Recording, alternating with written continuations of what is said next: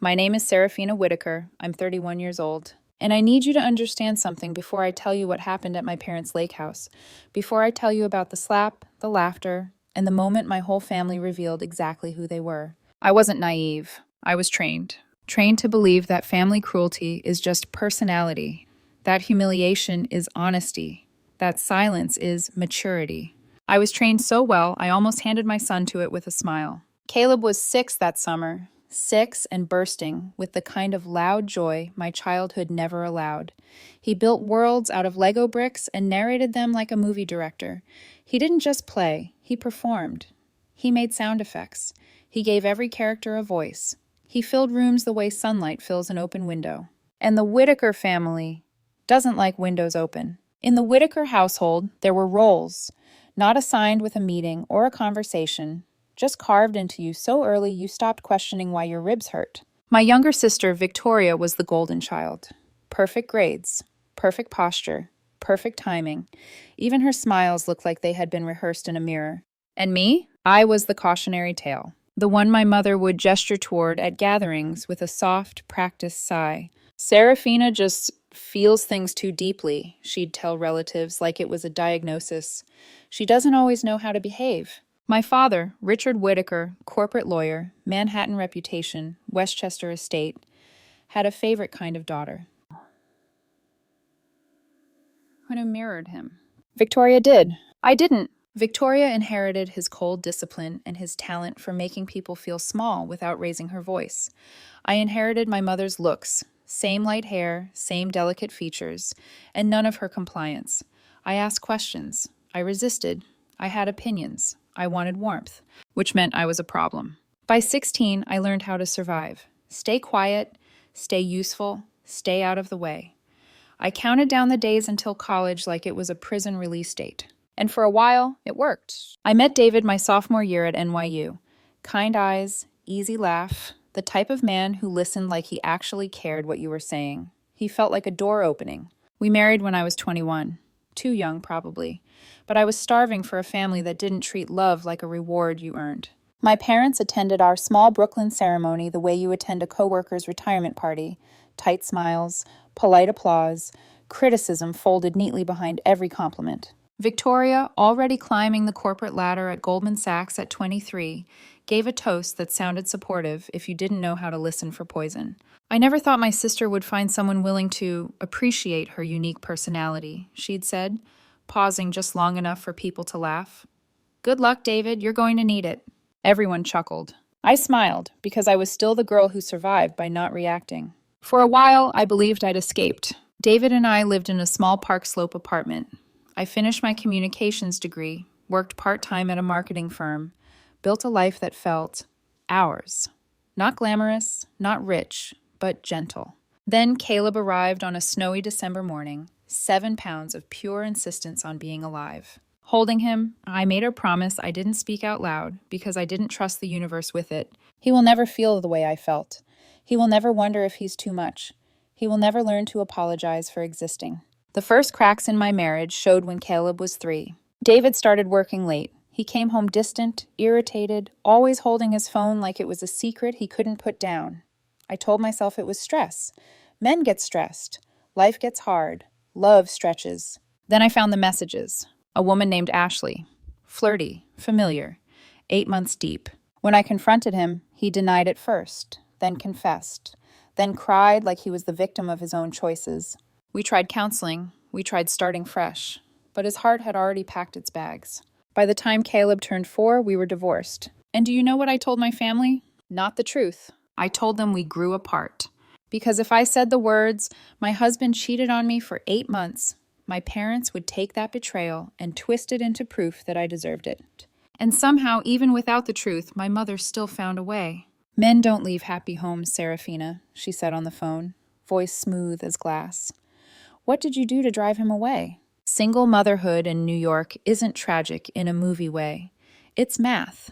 It's rent and childcare and surprise expenses that don't care that you're already exhausted. My job at Mitchell & Associates Marketing paid enough to keep us afloat, but not enough to stop me from occasionally asking my parents for help when life hit a pothole, a doctor visit, a broken car, preschool supplies I hadn't budgeted for. Every dollar came with a lecture. Every lecture came with a reminder. Victoria would never. Victoria had the kind of life my parents liked to show off.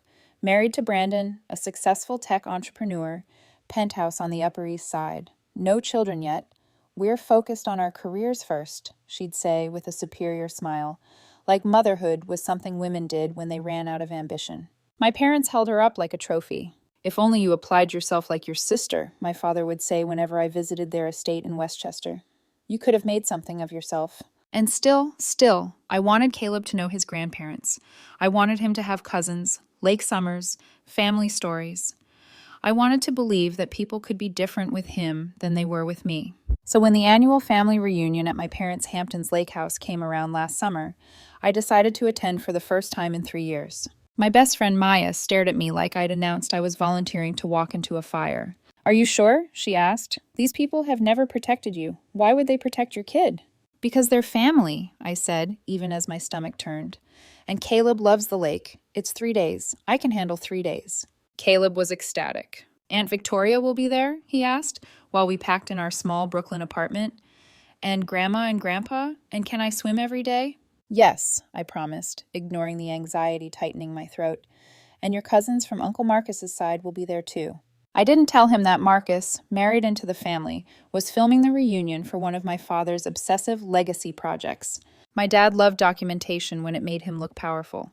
He wanted footage of success, polished smiles, family achievements. He did not want footage of truth. On the drive to the Hamptons in my aging Honda Civic, I rehearsed calm thoughts like prayers. "It's only 3 days. I'm not that scared girl anymore. I'll protect Caleb." Looking back, I realized I was trying to convince myself of something impossible. You can't place someone inside a toxic system and expect it not to do what it has always done. The Whitaker Lake House sat gleaming like old money arrogance. White exterior, wraparound porch, water glittering behind it like it was part of the property deed. In the circular driveway, Victoria's Tesla and my parents' Mercedes looked like they belonged in a commercial. My Honda looked like a confession. "We're here!" Caleb shouted, unbuckling before I'd fully parked. "Can I see the lake right now?" "First we say hello," I said, forcing brightness into my voice. "Then we get settled." The front door opened, and my mother appeared in crisp white linen and pearls, hair perfect despite the heat. "There you are," she said, eyes scanning me, my clothes, my posture, my face, before softening slightly for Caleb. "We were beginning to think you'd changed your mind." Inside, the great room buzzed with relatives and catered food and the kind of laughter that always sounded like it was happening at someone. My father stood by the stone fireplace with a crystal tumbler, barely pausing his conversation to give me a nod. Victoria emerged from the kitchen with Brandon, arm linked through his like she owned him. "Well, well," she announced, loud enough for half the room to hear. "The prodigal sister returns. And little Caleb." Caleb suddenly pressed against my leg, shy. "Hi, Aunt Victoria," he whispered. Victoria's smile didn't reach her eyes. "You've grown," she said, like she was assessing a product. Brandon hugged me, warm, careful. He'd always been the closest thing to neutral kindness in that family. "Good to see you," he said quietly. "Caleb, your cousins are down by the dock when you're ready." Then Victoria's gaze slid back to me, sharp and amused. "Still at that little marketing place?" she asked sweetly. "What is it now? Assistant to someone important?" I swallowed, held my spine straight. "Marketing coordinator," I corrected, "and I just got promoted to project lead." "How nice for you," she said, voice dripping with fake enthusiasm. "I just closed a $12 million acquisition. Dad, did I mention the bonus?" My father's face brightened instantly, as if someone had turned on a light. "That's my girl," he said, clapping her shoulder. And just like that, the room leaned toward Victoria the way it always had, attention pulled by gravity. That's when I noticed Marcus near the bay windows, setting up camera equipment. He gave me a sympathetic nod as I passed. "Planning to capture everyone's good side?" I murmured, trying to sound casual. Marcus's mouth tightened. "Your dad wants authentic family interactions," he said, lowering his voice. "Wireless mics are set up in the main areas too, for posterity." For a second, something cold slid down my spine. I didn't know why yet, but I felt it, like the house had teeth. And my son was about to laugh too loudly inside its mouth. The next morning arrived, wrapped in sunlight so bright it felt mocking. Caleb woke me by bouncing on the unfamiliar mattress, his curls wild, his grin unapologetic. "Mom, Uncle Marcus said they're making Mickey Mouse pancakes." For a moment, just a moment, I let myself believe yesterday had been a fluke, that the sharp edges I felt were just old memories resurfacing. Children are resilient, I told myself. Families adjust. I was wrong. The Great Hall, as my parents like to call it, looked like something from a real estate brochure. Vaulted ceilings, floor-to-ceiling windows spilling light across polished hardwood. The lake glittered outside like it was part of the decor. Most of the family was already seated at the massive oak table. My father sat at the head with the Wall Street Journal spread open, as if global markets required his personal supervision during breakfast. My mother directed the catering staff with small, precise gestures. Victoria and Brandon sat close to my father, already mid-conversation about real estate investments. "Good morning," I said. A few distracted nods answered me. "Coffee's on the sideboard," my mother said. "Caleb, the children eat at the breakfast nook." Caleb hurried over, plate in hand, trying to join the cluster of cousins by the window. I watched him carefully as I poured coffee, noting how he leaned in when they spoke, how he laughed a half-beat too loud, how their smiles stayed tight. Marcus adjusted a microphone near the window, giving me a look I couldn't quite read. "Your dad wants everything today," he murmured. Authentic moments. Breakfast held together for about 40 minutes. Then the kids finished eating and drifted toward the play area at the far end of the room. Caleb dumped a bin of Legos onto the rug and immediately began building, narrating under his breath at first. I stayed seated, talking politely with my Aunt Linda, but my attention never left him. "Okay," Caleb whispered to himself, snapping bricks together. "The spaceship is landing. But wait, there's danger." His voice grew with his excitement. He added sound effects, dialogue, stakes. It was what he did when he felt safe. The acoustics of the room carried his words easily. I noticed Victoria stiffen. Her jaw tightened, her eyes flicked toward me, once, twice. I gave a small apologetic smile and was just about to stand when my mother's voice cut across the table. "Serafina," she called, "don't you think Caleb is being a bit disruptive?" Before I could answer, Caleb's voice rose again, triumphant. "And then the hero saves everyone." "For God's sake," Victoria muttered, loud enough for several people to hear. "Can you control your child for 5 minutes?" I stood up. "I'll talk to him," I said quickly. But Victoria was already moving. Her chair scraped harshly against the floor as she pushed back. She strode across the room with sharp, efficient steps, the kind she used when she was about to handle something. I tried to intercept her, but my aunt caught my sleeve. "Serafina, did you hear about—" Those 2 seconds were everything. Victoria reached Caleb just as he looked up at her, smiling. "Aunt Victoria," he said brightly. The slap echoed through the room, a flat, sharp sound that didn't belong in a space that expensive. Caleb stumbled backward, his body rocking with the force. His Lego spaceship exploded across the floor. A red handprint bloomed instantly on his cheek. Silence swallowed the room whole. "Just like his mother," Victoria said, her voice cold, almost bored. "Completely useless. Can't even behave in public." Something inside me went numb. Then my father spoke. "Well, he needed to learn some respect," Richard said, smirking. "Boys aren't taught proper manners anymore." My mother laughed. A light, tinkling laugh, like this was dinner entertainment. The sound broke whatever spell held me frozen. I ran to Caleb, scooping him into my arms as he began to sob, his small body shaking in shock and pain. "What is wrong with you?" I hissed at Victoria. "He's 6. "He's old enough," she replied calmly. "If someone had taught you that lesson, maybe you wouldn't be a divorce coordinator raising a brat alone." "He is not a brat," I said, my voice trembling. "He was telling a story." My father folded his newspaper with deliberate care. "Serafina, you're overreacting. A little discipline never hurt anyone. Look how well Victoria turned out." That's when I saw Marcus. He stood frozen beside his equipment, face pale. The microphones. They were on. Victoria's eyes darted toward him, too. I tightened my hold on Caleb, who had buried his face in my shoulder. "We're leaving," I said clearly. "No one touches my son, ever." "Oh, stop," my mother said dismissively. "It was hardly a tap. You're embarrassing yourself." I laughed, a short, incredulous sound. "My sister just assaulted a child," I said. "And I'm the embarrassment?" Victoria stepped closer. "Watch your mouth," she said. "It was discipline, something you clearly know nothing about." I backed away. "Stay away from us." "Running again?" she called after me as I headed for the stairs. "That's all you've ever been good at." In the small back bedroom, I set Caleb gently on the bed. His sobs had quieted to hiccups, but the handprint was still angry red against his skin. "It hurts, Mommy," he whispered. "Why did Aunt Victoria hit me? Was I bad?" My heart split open. "No," I said fiercely, pulling him close. "You were not bad. She was wrong, very wrong." "But Grandpa said—" Grandpa was wrong too, I said. No one ever gets to hit you for being yourself. As I packed with shaking hands, a knock sounded at the door. It's Marcus, he said softly. I got everything. The slap, what they said, all of it. I can make you a copy before they force me to delete it. I met his eyes. Yes, I said, do it. Because in that moment, holding my son while my family closed ranks around cruelty, I understood something with terrifying clarity. This wasn't just about leaving. This was about ending something that had been passed down for generations. I didn't breathe properly again until the lake house disappeared in my rearview mirror. Caleb had cried himself into exhaustion and fallen asleep in his car seat, one small hand still curled around the strap like he was afraid to let go. Every time the road bumped, his face twitched, and my chest tightened all over again. I kept replaying the sound.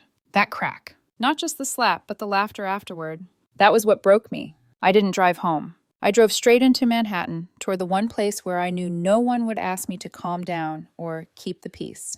Maya opened her apartment door in yoga pants and a messy bun, her smile already forming, until she saw Caleb's face. What happened? She asked. Victoria hit him, I said, my voice cracking, and my parents laughed. Maya didn't hesitate.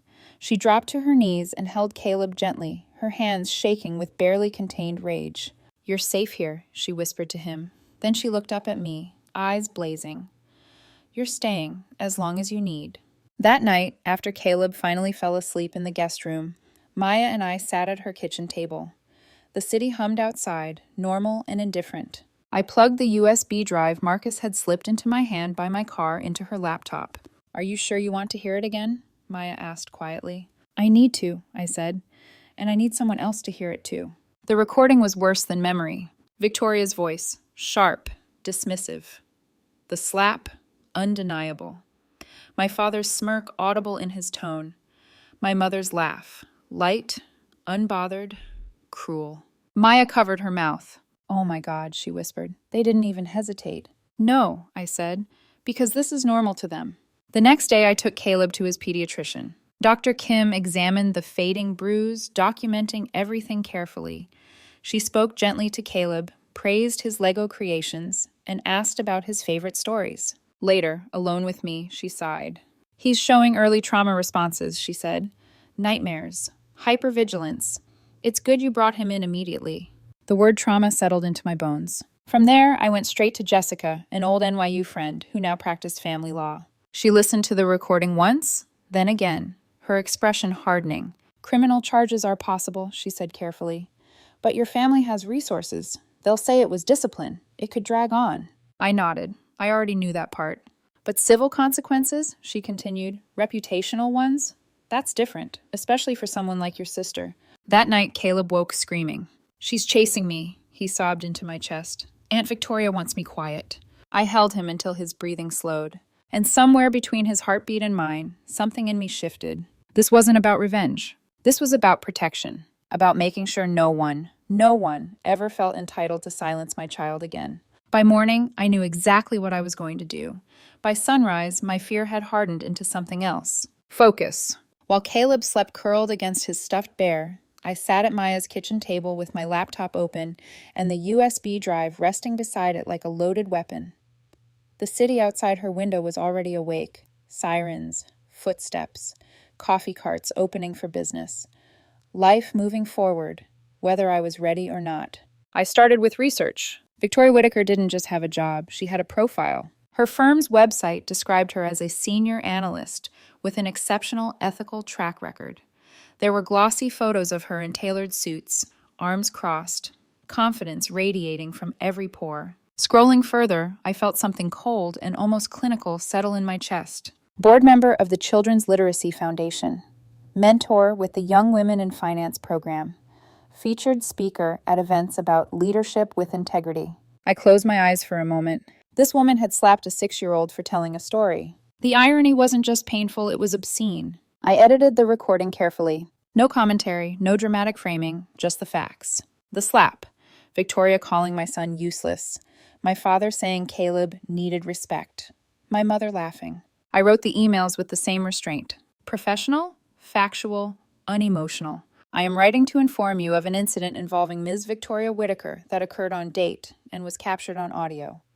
Given Ms. Whitaker's role working with children and young adults, I believe you have an ethical obligation to be aware of this conduct. I requested confidentiality. I cited my son's privacy. I did not threaten. I did not accuse beyond what the recording proved. My finger hovered over the final send button. Maya stood behind me, hands on my shoulders. Once you do this, she said softly, they won't forgive you. I thought of Caleb's question. Was I bad?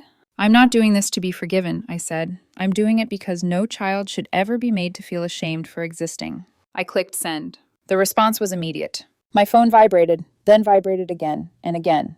Victoria first. What did you do? HR just called me. This is a family matter. You need to fix this now. Then my father. You've humiliated this family. This is betrayal. My mother followed with a softer tone that somehow hurt more. Please call us. We can handle this privately. I blocked them all. That evening, Marcus called. Your parents are losing it, he said quietly. Victoria's threatening to sue you. They're trying to figure out who gave you the recording.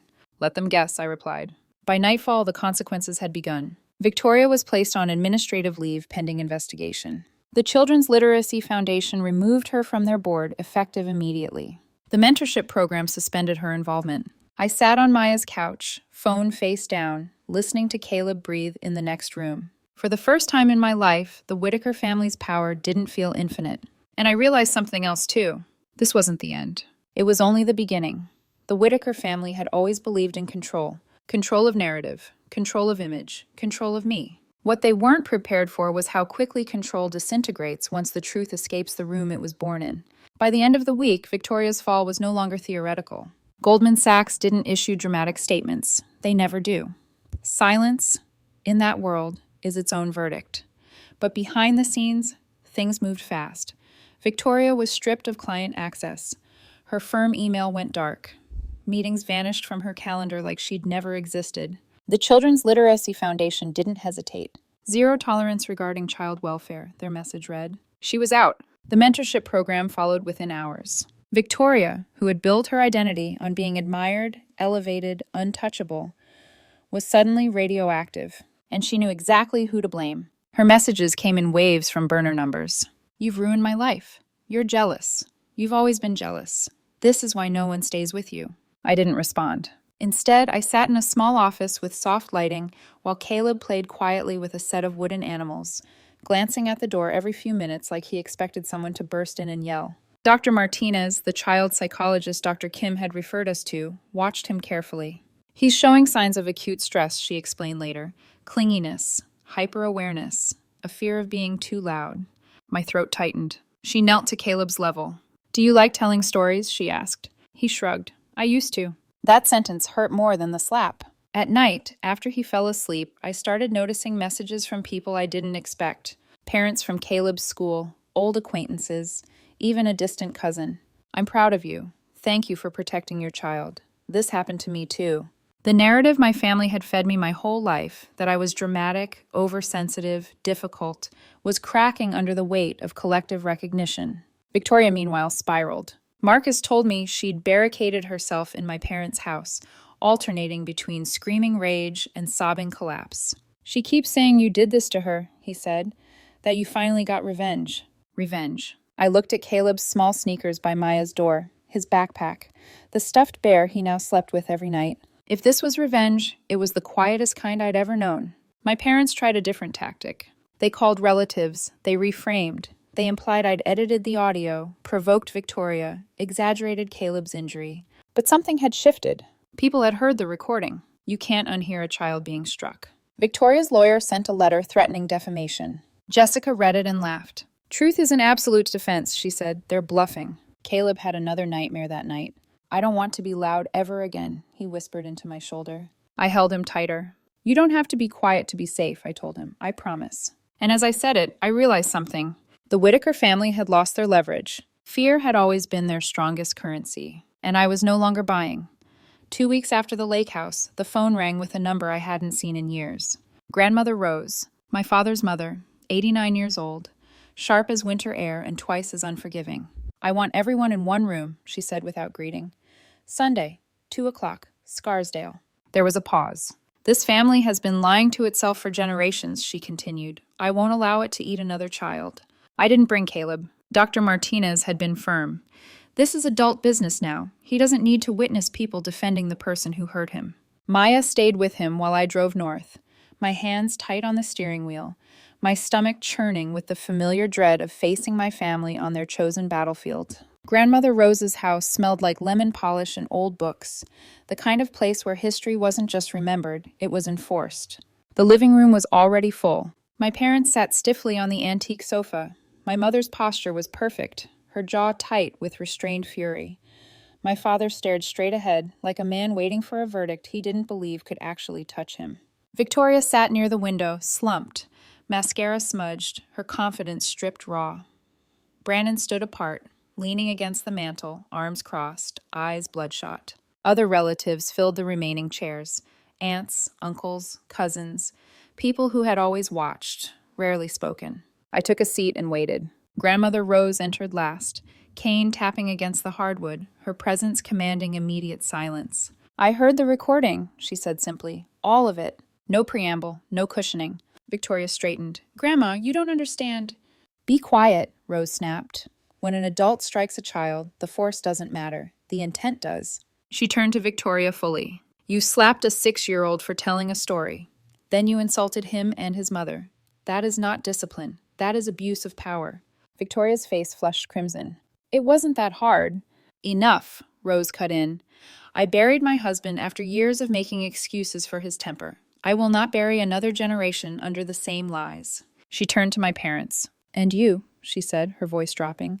"You laughed." My mother's composure cracked. "Rose, Serafina has always exaggerated. She provokes—" "I raised your husband," Rose said sharply. "I know exactly where this behavior came from." The room went very still. "Richard was disciplined harshly," she continued. "Too harshly. I told myself that's just how fathers were. By the time I realized the damage, it was already woven into him and into the way he raised his daughters." My father's face drained of color. Relatives began to speak, quietly at first, then all at once. A cousin admitted she'd seen Victoria twist a nephew's arm years ago. An aunt recalled Victoria shoving a colleague's child at a company picnic. Another cousin described watching my parents dismiss it every time as stress or high standards. A pattern emerged, and it was ugly. Brandon finally pushed off the mantle. "I'm filing for separation," he said calmly. Victoria whipped toward him. "What?" "I can't unsee this," he continued. "The way you speak to people when you're angry, the things you throw, the fear I feel when you come home after a bad day." "I've never hit you," she snapped. "No," he agreed, "but I know where this was heading." The room held its breath. Grandmother Rose turned to me. "Serafina," she said, her voice softening for the first time. "You did what I failed to do decades ago. You protected a child." Tears burned my eyes. "I won't pretend this fixes everything," she continued, "but it ends the lie." As I left that house, something heavy lifted from my chest. For the first time in my life, the truth had been spoken out loud, without apology. Brandon moved out 3 days after Grandmother Rose's meeting.